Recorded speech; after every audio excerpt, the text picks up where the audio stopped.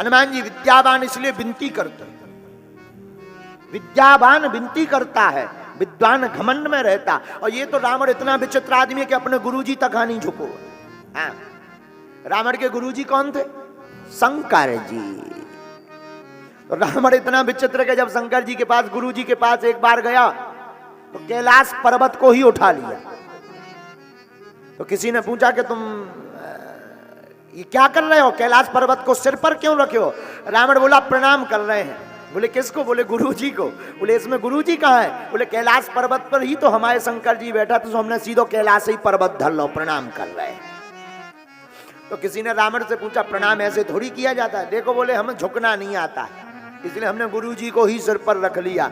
और रावण इतना अकड़ा आदमी था, झुका नहीं कभी जिंदगी में, सिर काट दिए पर झुकाया नहीं। गुरुजी के चरणों में सिर काट कर चढ़ा दिए पर सिर को झुकाया नहीं। और जैसे ही कैलाश पर्वत को उठाया सो लगो कैलाश पर्वत डोलवे। अब यहां से वहां होए, पार्वती मैया घबरा गई, बोले सरकार जी क्या है? शंकर जी बोले चेला आया, चेला आया है, शिष्य आया। तो पार्वती मैया बोली ये कौन सा शिष्य है? शंकर जी बोले रावण है। तो बोले महाराज ये भूकंप तो नहीं? बोले भूकंप नहीं, प्रणाम कर रहा, प्रणाम। पार्वती मैया बोली जय हो आपके चेला की, ऐसे भी कोई प्रणाम करता है? शंकर जी बोले अब चेला ही बड़ा है, साधारण थोड़ी है। और शंकर जी ने पूछा भी कि क्या कर रहा है? तो बोले प्रणाम कर रहा है गुरुजी। तो बोले भाई प्रणाम कर रहे तो चरणन में गिरो चाहिए। अरे बोले अब आपके चरणों पूरा शरीर ही कैलाश पर्वत पे धरो, हमने उसी को सिर पर रख लिया। हाँ, शंकर जी भी बोले धन्य। बाद में जब कैलाश पर्वत को रखा तब गोस्वामी जी ने फिर निरूपण किया विद्यावान गुणयति चातुर। गोस्वामी तुलसीदास जी समझ गए कि ये विद्वान है, हनुमान जी विद्यावान है। विद्यावान गुणयति चातुर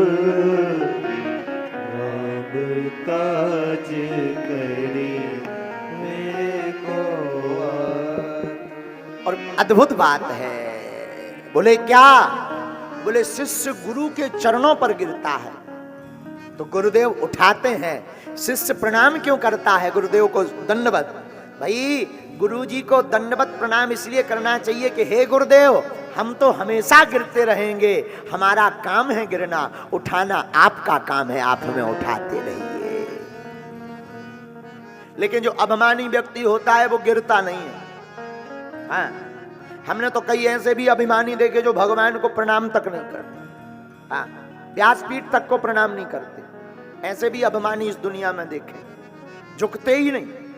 और हम अभी आपको बता ही रहे थे झुकना जिंदगी में जरूरी है। झुकते वही जिसमें जान होती है, अकड़ तो एक मुर्दे की पहचान होती है। हाँ, तो शिष्य का धर्म है गुरु चरणों पर गिरना, गुरु का धर्म है उठाना।